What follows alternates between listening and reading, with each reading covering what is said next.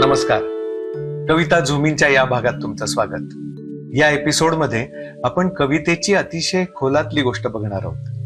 ही अशी की कवितेचे मुळात दोन भाग पडतात.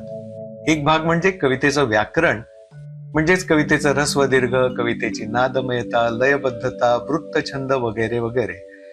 आणि कवितेचा दुसरा महत्वाचा भाग म्हणजे ज्या विचारांमुळे कविता लिहावीशी वाटली तो विचार मांडण्यासाठी आपण ज्या ज्या कल्पना वापरतो, आणि कवितेची सुरुवातीची ओळ कोणती, त्यानंतरची ओळ कोणती, त्यानंतरची ओळ कोणती, आणि शेवट कसा होणार कवितेचा, हा जो क्रम आपण ठरवतो, ज्या पद्धतीने ती कविता आपण मांडतो, तो दुसरा महत्वाचा भाग.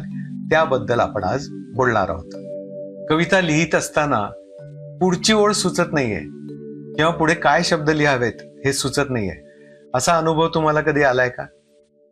आणि आला असेल तर तेव्हा असं खूप अडकल्यासारखं होतं नाही का? आणि आपल्याला लिहायची तर खूप इच्छा असते, मनात खूप काही असतं. अशा वेळी आपण यमक जुळवायचा प्रयत्न करतो, वेगवेगळे शब्द शोधायचा प्रयत्न करतो, ओळ काय नक्की लिहिता येईल अशासाठी खूप धडपड सुरू होते आपली.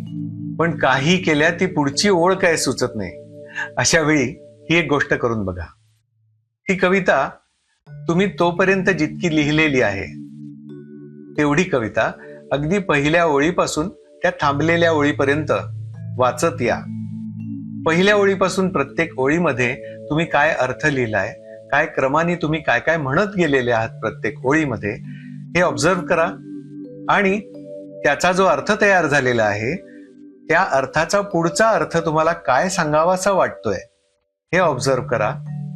त्यातून तुमची ती पुढची ओळ आपोआप तयार होईल, आपोआप तुमच्याकडे शब्द येतील. थोडक्यात म्हणजे शब्द सुचत नाहीयेत, ओळ सुचत नाहीये हा प्रॉब्लेम नव्हता. पुढच्या ओळीत नक्की म्हणायचं काय याच्याबद्दल मनात क्लॅरिटी नव्हती, त्यामुळे ती पुढची ओळ येत नव्हती. असं पुन्हा कधी जर झालं तर या पद्धतीने विचार करून बघा, शोधून बघा. गोष्ट तशी छोटी पण फार महत्वाची, त्यामुळेच आपण करून पाहतोय कविता झुमीन. तर भेटूया पुढच्या भागात. तोपर्यंत शुभेच्छा.